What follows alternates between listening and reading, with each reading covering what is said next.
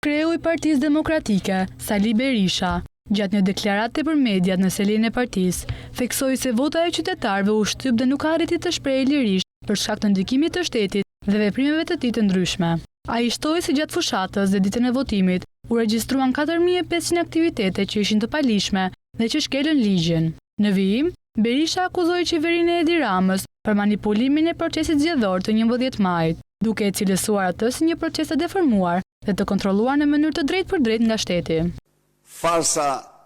elektorale primitive 11 majit përbën krimin kushtetues zgjedhor më të rënd në historinë e pluralizmit shqiptar. Në këtë farsë, kreu i organizatës kriminale Edvin Kristaq Rama, armik i egër i pluralizmit politik, krye, padrino dhe ndërtues i shtetit të parë dhe të vetëm, narkoshtetit të parë dhe të vetëm në Europë, për të siguruar karrigën e tij të krimit, i tmerruar nga krimet që ka kryer,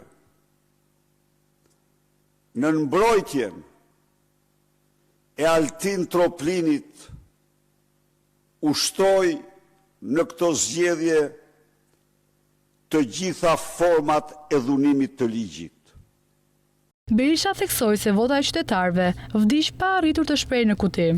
Ai vazhdoi duke akuzuar kartelet e drogës dhe bandat kriminale më të rrezikshme të rajonit dhe Europës për përfshirjen e tyre në procesin zgjedhor, duke thënë se këto grupe mbështetën 28 deputetë të asaj, që ai cilësoi si partia e krimit. Disa prej deputetëve të këtyre grupeve si Blendi Gonxhe, Arken Balla, Drazhi, Ani Dyrmishi, Sara Mile, Besa Spaho e të tjerë, sipas Berishës, dolën mes më të votuarve të zgjedhjeve të 11 majit, si pasojë e territorit kriminal të ushtruar nga bandat, shefat e policisë, gjykatët dhe prokurorët, që ata kontrollonin mbi qytetarët dhe vullnetin e tyre.